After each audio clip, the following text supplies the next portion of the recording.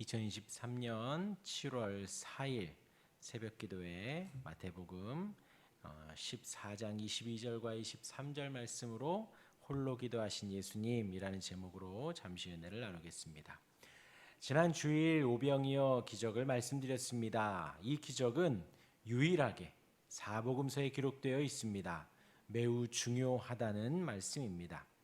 예수님이 배를 타고 떠나서 빈들로 가십니다. 무리들이 그 예수님을 보면서 육로로 따라갑니다. 수킬로를 걸은 것으로 예상합니다. 각 고을에서 모였습니다. 남자만 5천 명이 모였습니다. 여인과 아이들까지 하면 10,000명에서 15,000명을 예상합니다. 그들이 빈들에 모이니 예수님이 불쌍히 여기셔서 말씀을 가르치십니다. 병을 고치십니다. 그 가운데 날이 저물러 가지요.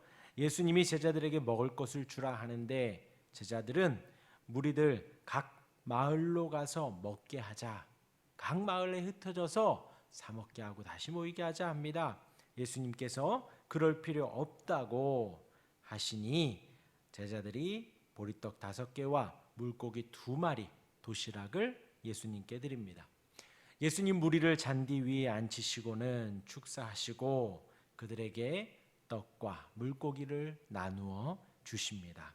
모인 모든 무리들이 배부르게 먹습니다. 12광줄이나 남기게 됩니다. 이렇게 먹이신 그 주님의 마음은 긍휼히 여기심, 불쌍히 여기신 그 마음이었습니다. 또한 배부르게 먹이신 마음 보면서 제가 시편 23편의 말씀을 인용했습니다. 목자와 같다 고백했던 다윗의 고백. 우리 정서로 따지면 목자 또 부모와도 같다 말씀을 드렸지요. 항상 자식 식사를 거를까 걱정하는 어머니의 모습과 흡사 비슷하였습니다. 그 긍휼함으로 예수님은 말씀을 가르치셨고 치유하셨고 그 많은 무리들을 배부르게 먹이셨습니다. 또 이 모습은 과거 이스라엘 백성들을 출애굽시키신 후에 광야에서 만나로 이끄신 하나님의 모습을 연상시킵니다. 우리 하나님, 우리 예수님이 우리 부모님과 같습니다. 그러기에 아무것도 염려하지 말라라고 하십니다. 지난 주일 이렇게 말씀을 드리고 오늘 말씀이 시작이 됩니다. 오늘 말씀 22절에 보면 예수께서 즉시 제자들을 재촉하사 자기가 무리를 보내는 동안에 배를 타고 앞서 건너편으로 가게 하셨다 하였습니다. 즉시라는 단어로 시작을 하면서 앞에 오병이어의 기적에 이어서 예수님의 말씀이 이어진다 하였습니다. 예수님께서 앞에 먹이시는 기적에 제자들을 건너편으로 보내셨다라는 것을 강조하고 있습니다. 오병이어의 기적 이후에 제자들을 먼저 보냅니다. 또한 재촉하여 보내십니다. 어서 보내셨다는 말씀이지요. 무리보다 제자들을 먼저 보내셨다라는 것입니다. 왜 그러셨을까? 오늘 마태복음에는 많은 정보가 제공되지 않지만 요한복음에 약간의 소스가 나옵니다. 요한복음에서 오병이어의 기적 이후에 이렇게 기록하고 있습니다. 요한복음 6장 15절에 그러므로 예수께서 그들이 와서 자기를 억지로 붙들어 빈금으로 삼으려는 줄 아시고 다시 혼자 산으로 떠나가시니라. 곧 예수님의 기적으로 배가 부른 그들이 모세를 이어서 다윗 왕을 이어서 예수님을 임금으로 삼으려는 것입니다.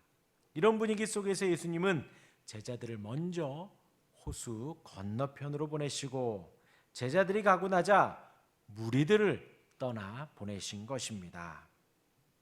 왕이 되기를 거부하신 것이지요. 이들이 원하는 모세와 같은 메시아, 다윗 왕과 같은 이스라엘 왕이 아닌 다른 목적으로 오셨기에 제자들을 보내시고 무리들을 보내신 것입니다. 그리고 예수님 하신 일은 기도하신 일입니다. 23절 다시 한번 읽으면요. 무리를 보내신 후에 기도하러 따로 산에 올라가시니라. 저물매에 거기 혼자 계시더니 기도에 대해서는 예수님께서 마태복음 6장 6절에 말씀하셨습니다. 너는 기도할 때에 내 골방에 들어가 문을 닫고 은밀한 중에 계신 내 아버지께 기도하라. 은밀한 중에 보시는 내 아버지께서 갚으시리라. 많은 사람들에게 나타내려고 드러내려고 많은 사람들 가운데서 기도하지 말고 하나님과 조용히 독대하기 위해 기도의 시간을 가지라 가르치신 것이지요. 마태복음에서 예수님이 홀로 기도하셨다는 내용이 오늘 본문에서 처음 나옵니다.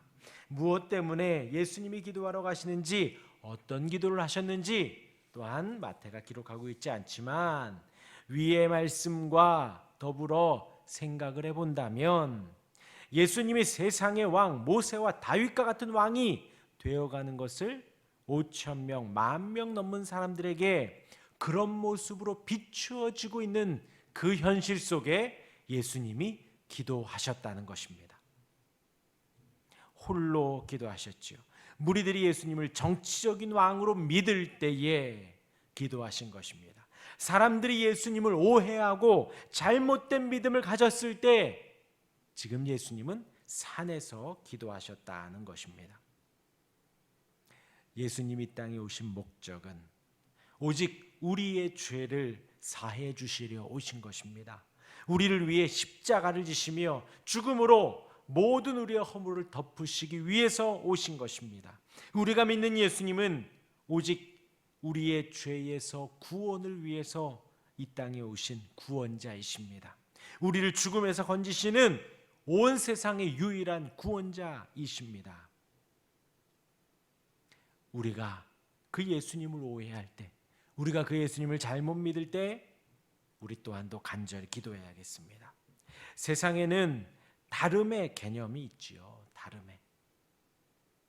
하지만 예수님을 향해 유일한 구원자를 고백하는 우리에게는 다른 예수님은 없습니다. 틀린 신앙만 있을 뿐이지요. 우리가 예수님에 대해 오해를 할 때에 예수님을 단지 샤머니즘적으로 혹은 우리의 문제를 해결해 주시는 분으로만 믿을 때에, 그런 왕으로 믿어갈 때 우리는 간절히 기도해야 된다는 것입니다. 간절히 기도하며 우리의 신앙이 바로잡히도록 해야겠습니다. 우리의 믿음이, 우리의 신앙생활이 의롭고 바르기를 기도해야겠습니다.